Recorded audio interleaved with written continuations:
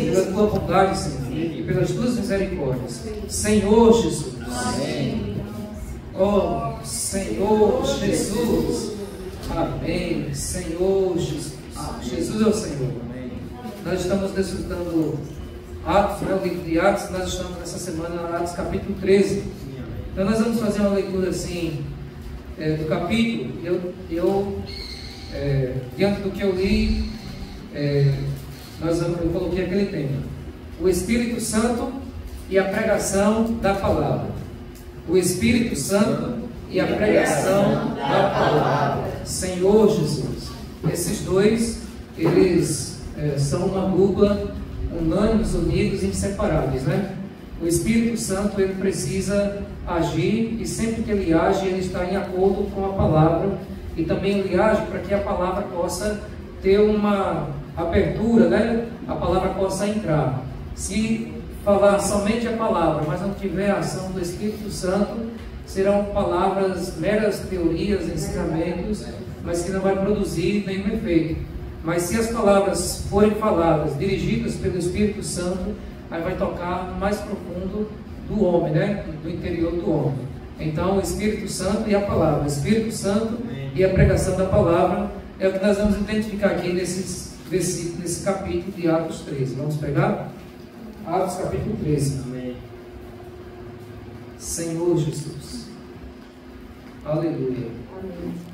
Havia na igreja de Antioquia profetas e mestres: Barnabé, Simeão, chamado Níger, Lúcio de Cirene, Manaém, que tinha sido criado com Herodes, o tetrarca, e Saulo. Do 2 até o 3.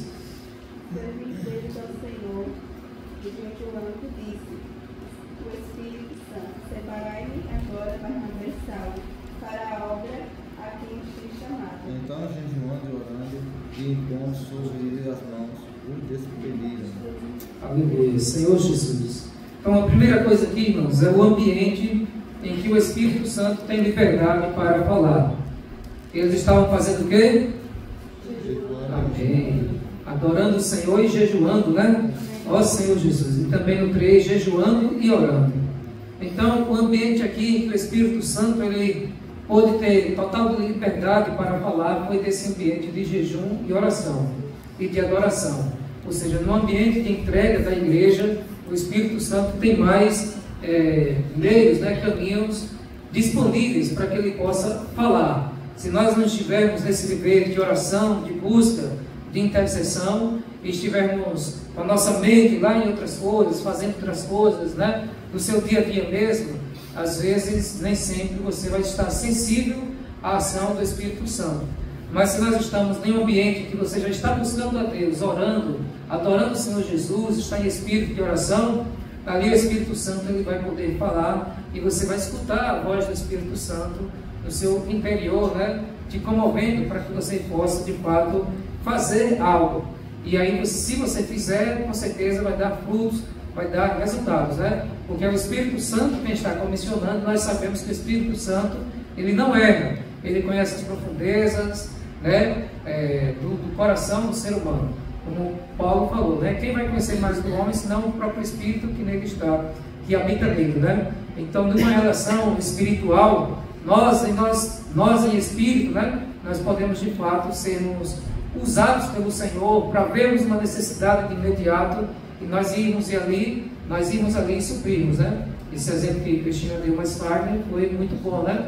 E eles estavam ali, percebeu que precisava fazer uma oração por aquele jovem. Então, quando o Espírito Santo fala, nós de fato precisamos agir, né? Então, obviamente eles foram comprar um lanche, mas mesmo assim eles estavam sensíveis, né? Ela esteve sensível, eles estiveram sensíveis ali, para que o Espírito Santo pudesse falar e dissipar até esse jovem. E aqui os profetas, os mestres estavam em oração, em jejum, adorando a Deus, e o Espírito Santo disse: separai-me agora para Barnabé e Saulo para obras que os tenho chamado. Ó Senhor Jesus. Provavelmente o Espírito Santo usou um profeta para falar, né? E ali eles foram obedientes. Então, jejuando e orando, impondo as mãos sobre eles, o despediram. Eles foram unânimes sobre a direção do Espírito Santo, e com certeza houve ali confirmações que já estavam no coração de um, no coração do outro. O Espírito é um, ele se une em um só propósito. E quando todos estão no Espírito, né, no Espírito, aquele sentimento que o irmão teve, o outro irmão também vai ter, porque o Espírito é um e ele tem um só propósito, né? Então, irmão, também senti isso, estava com vontade disso, porque estavam conectados. Senhor Jesus. Então, a primeira lição aqui que nós podemos extrair é estarmos nesse ambiente de oração, de jejum, para que o Espírito Santo tenha liberdade, né? Adorando o Senhor Jesus, orando, jejuando, e o Espírito Santo pode falar. Senhor Jesus. Versículo 4. Barnabé e Saulo, enviados pelo Espírito Santo, foram até Seleucia e dali navegaram para Chipre. Quando chegaram a Salamina, começaram a anunciar a palavra de Deus nas sinagogas judaicas. Tinham também João como auxiliar. Havendo atravessado toda a ilha até Pafos, encontraram um certo judeu de nome Bar-Jesus, que praticava magia e era falso profeta. Ele estava com o procônsul Sérgio Paulo, que era um homem inteligente. O procônsul, tendo chamado Barnabé e Saulo, desejava ouvir a palavra de Deus. Vamos ler até o 12, estamos no 8, quem pegou pode ler. Mas resistia-lhes Elias, o cantador, porque assim se interpreta o Senhor, procurando apartar a fé do procônsul. Todavia Saulo, também chamado Paulo, cheio do Espírito Santo, fixando nele os olhos, disse: ó filho do diabo, cheio de todo engano e de toda malícia, inimigo de toda justiça, não cessará de perverter os retos caminhos do Senhor? Usaí-vos agora contra ti a mão do Senhor e ficará cego, sem ver o sol por algum tempo. No mesmo instante, a escuridão e as trevas caíram sobre ele, e andando a roda buscava a quem o guiasse pela mão. 12. Então, o procônsul, vendo o que sucederá, creu, maravilhado com a doutrina do Senhor. Amém. Senhor Jesus. Então, quando o Espírito Santo falou, né, para separar Barnabé e Saulo para a obra, os irmãos oraram, jejuaram e pondo as mãos, despediram, né? E eles ali foram. Então, outra lição aqui, irmãos, é que tudo que nós formos fazer na igreja e para Deus deve ser da vontade do Espírito Santo. Porque se for da nossa vontade, ela não vai para frente, né? Mas quando vem do Espírito Santo, é porque o Espírito Santo já está confirmando no coração dos irmãos aquela intenção. E quando acontece isso, haverá milagres, haverá salvações, haverá frutos, porque a obra é do Espírito Santo. Se nós colocarmos o nosso dedo para nós fazermos de acordo com a nossa vontade, do nosso querer, e isso que eu falo é mesmo que seja intenções boas, né? Intenções boas, até mesmo para Deus. Mas se não vier do Espírito Santo e vier da nossa boa vontade, ainda assim Deus pode não aceitar, né? Porque vem da parte boa da nossa alma. A parte boa da nossa alma é aquela que você às vezes até mesmo quer fazer algo bom para o Senhor, mas vem da sua carne, vem da sua boa vontade natural. E na igreja, a maior autoridade da igreja é o Espírito Santo. Se nós formos ler o livro de Atos, o nome é Atos dos Apóstolos. Os atos que os apóstolos fizeram. Mas se nós formos ler mais aprofundado, que nome nós daríamos? Atos do Espírito. Porque quem separou Paulo e Barnabé? O Espírito Santo, né? Era o Espírito Santo quem usava esses apóstolos para praticar tais atos. Então, o Espírito Santo é a maior autoridade na igreja. E é por isso que nós devemos baixar nossa cabeça, dobrar nossos joelhos e orar pedindo direção do Espírito Santo em tudo que nós vamos fazer. Ele é o nosso Consolador amado, Ele está dentro de nós e Ele nos ensina a respeito de todas as coisas. E aí, na medida da sua intimidade com o Espírito Santo, Ele vai selando ou Ele vai reprovando algumas coisas. Você diz, assim, estou com vontade de fazer isso. E você vai orar, buscar a direção de Deus. Senhor, é do Senhor de eu fazer isso, tal, tal. Se você sentir em paz, né? e todas as coisas cooperarem, forem se encaixando, pode ser que Deus está abrindo um caminho para que você possa fazer tal coisa para Deus. Mas você está com vontade, né? Está orando, despejando diante do Senhor de fazer algo, mas você viu ali que as portas não estão abertas, que nem todos estão naquele mesmo sentimento. Não quer dizer que você seja o único que estava no Espírito Santo, os demais não estavam. Mas talvez aquele não é o momento, aquele não é a situação, o contexto ainda que Deus quer fazer. Só abrindo um parênteses aqui, ó, Atos 16 mostra um pouquinho sobre isso.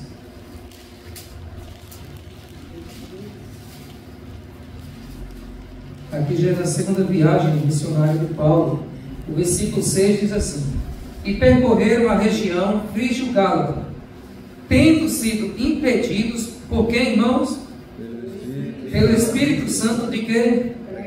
De pregar a palavra na província da Ásia. Chegando perto de Mísia, tentaram ir para a Bitínia, mas o Espírito de Jesus não permitiu. Então, irmãos, Paulo queria ir pregar o Evangelho lá na província da Ásia, o Espírito Santo impediu.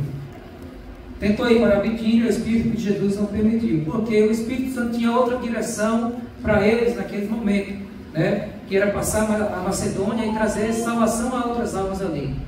É como eles, imagina, compartilharam, eles iam em uma lanchonete, né? Mas ali estava fechado, eles foram em outro e ali oraram pelo aquele jovem, né?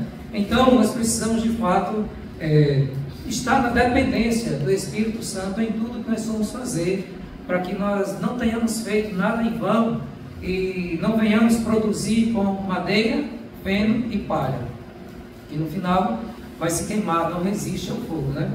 Alguém pergunta um pouquinho de água, por favor? Voltando lá para Atos 13, nós vemos aí que Barnabé e Saulo, eles enviados pelo Espírito Santo. Obrigado.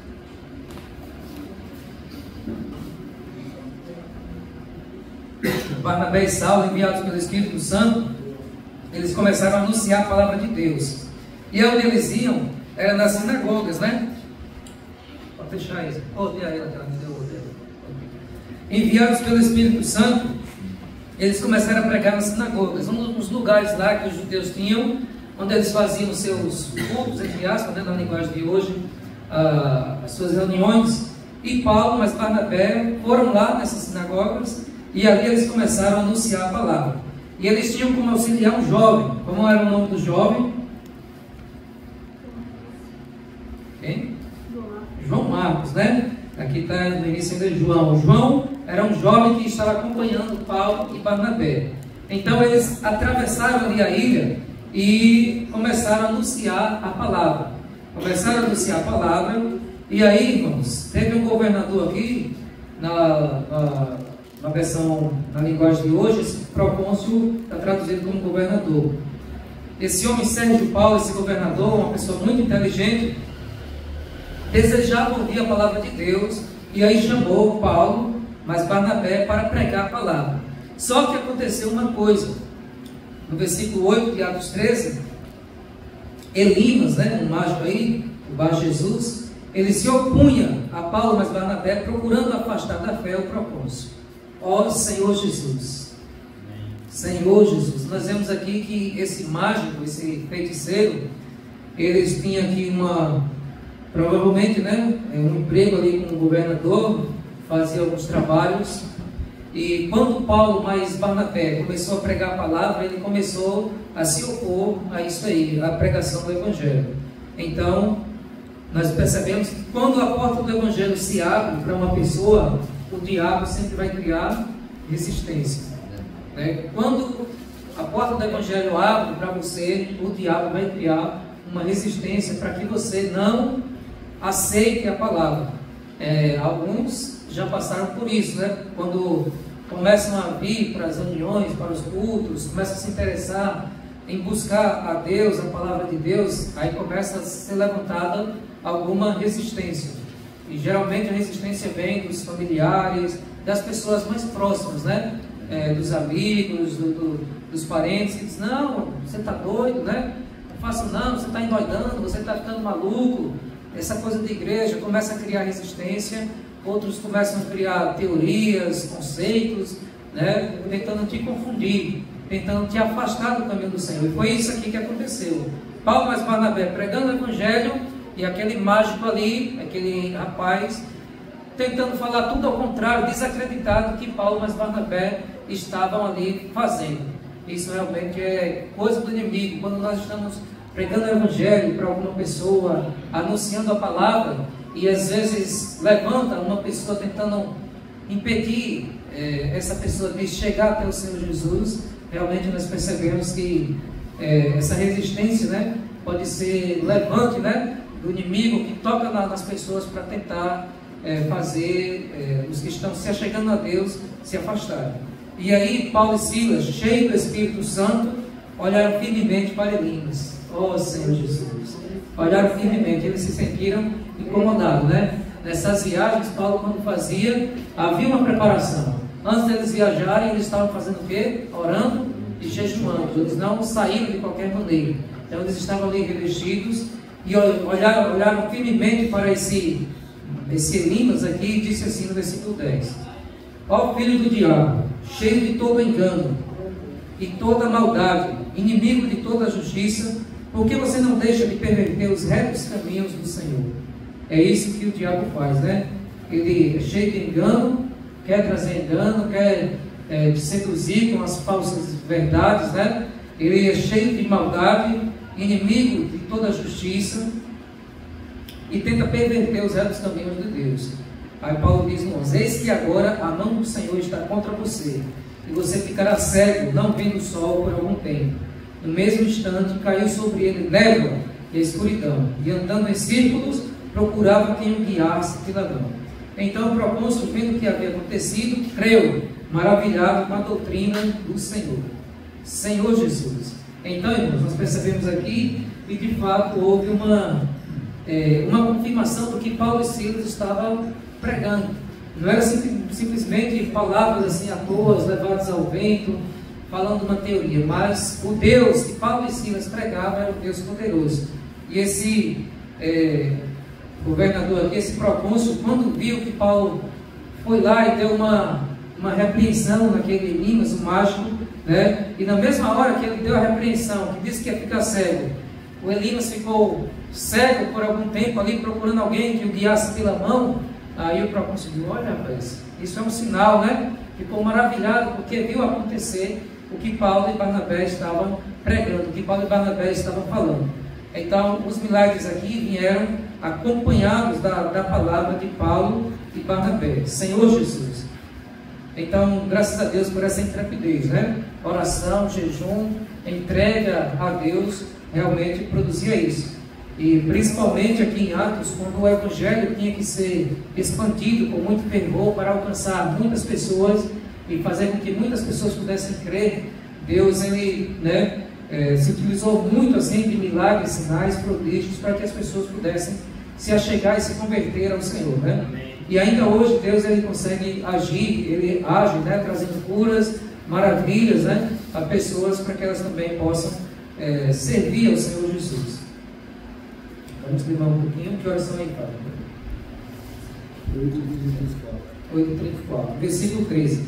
E navegando de Pafos, Paulo e seus companheiros viajaram a Perge da Panfilha.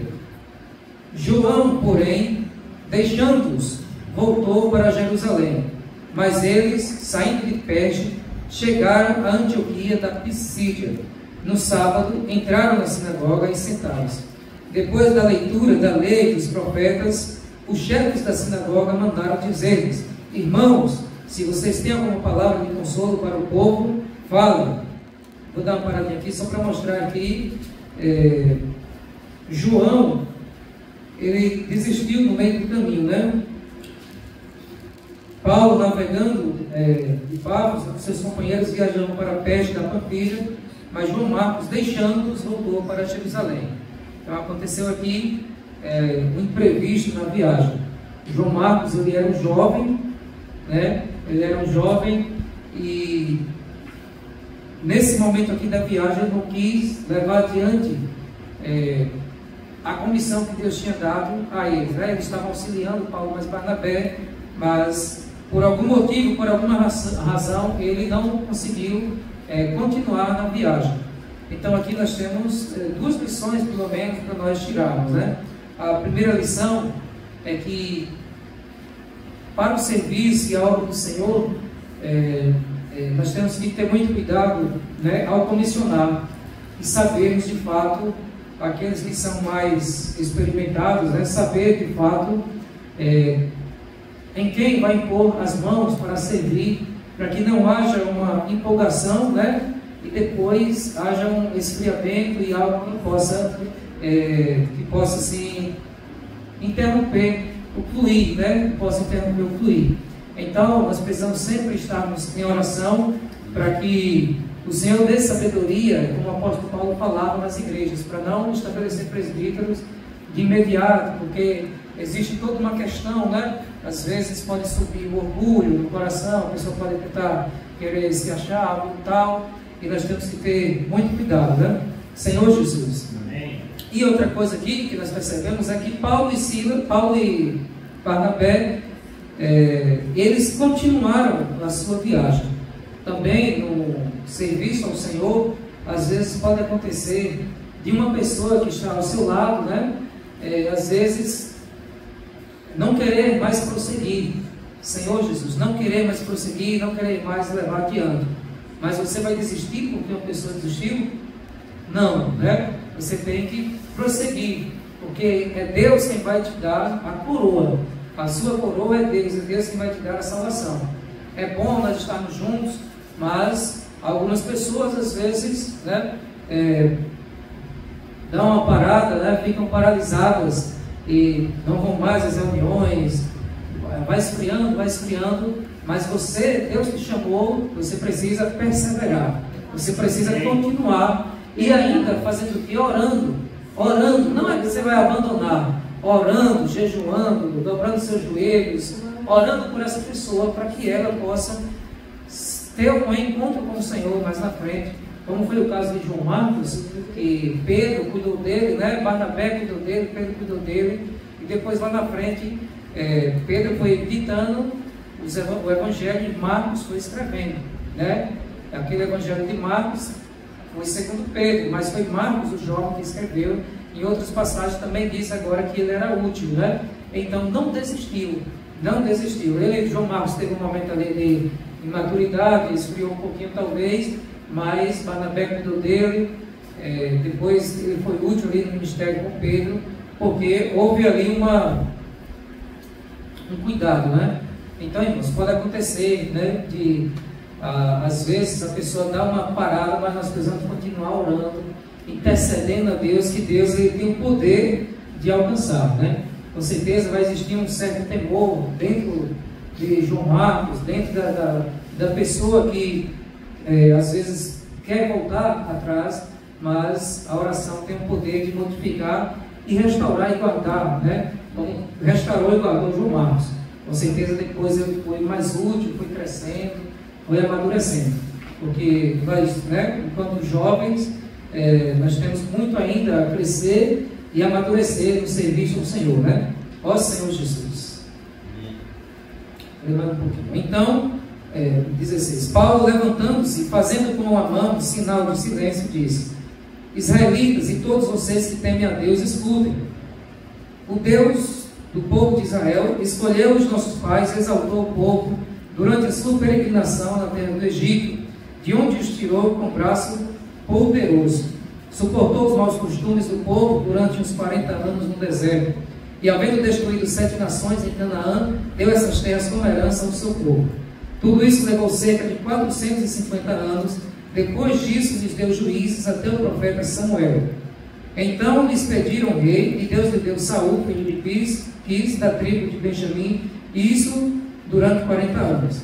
E tendo tirado Saul, levantou-lhes o rei Davi, do qual também, dando testemunho, disse: Achei Davi, filho de Jessé, homem segundo o meu coração, que fará toda a minha vontade. Da descendência deste, de Davi, conforme a promessa, Deus trouxe a Israel o Salvador, que é Jesus. Antes da manifestação dele, João pregou um batismo de arrependimento a todo o povo de Israel. Quando João estava completando a sua carreira, disse: quem vocês pensam que sou? Não sou aquele que vocês esperam, mas depois de mim vem aquele de cujos pés não sou digno de desamarrar as sandálias. Senhor Jesus. Eu vou ler o 29. Depois de cumprirem tudo o que estava escrito a respeito de Jesus, dele, tirando do madeiro, puseram-no em um túmulo. Mas Deus o ressuscitou dentre os mortos, e durante muitos dias ele foi visto pelos que o tinham acompanhado da Galileia para Jerusalém, os quais são agora suas testemunhas diante do povo. E nós anunciamos a vocês o evangelho da promessa feita aos nossos pais, como Deus a cumpriu plenamente a nós, seus filhos, ressuscitando Jesus, como também está escrito no Salmo número 2: você é meu filho, hoje eu gerei você. Ó Senhor Jesus. Então, glória a Deus por isso, irmãos. Aqui Paulo ele anunciou a palavra, trazendo desde o contexto lá histórico, né? Desde Abraão, quando foi chamado, passando por Davi, e anunciou Jesus que veio, morreu, ressuscitou, né? E Paulo sempre pregava o evangelho anunciando o próprio Jesus. E agora esses judeus, eles precisavam reconhecer o Senhor como seu Salvador. Então, glória a Deus por isso, pela palavra e pelo Espírito. Paulo, ele anunciou a palavra sendo obediente à direção e à vontade do Espírito Santo.